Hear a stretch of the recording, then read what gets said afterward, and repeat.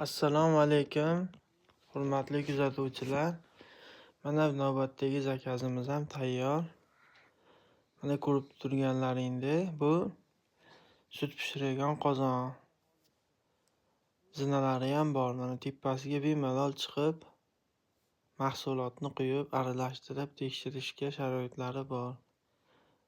Buni listi 304 yaxshi listdan ishlatilgan. Nержавейка zanglamaydi. 3 qavatdan iborat. Birinchi qavati izolyatsiya termos. Ikkinchi qavatda yog' quyib qo'yib, kerakli gradusda pishirib beradi. Ko'rib turganlaringdek, mana gradusniklari bor. Ishlashga tayyor holatda turibdi. Tellari ham mana o'rnatib qo'yilgan. Original yaxshi tellar qo'yilgan. Sifatsiz narsa ishlatilmagan. Zinalari ham baquvvat, yaxshi mahsulot metallar ishlatilgan.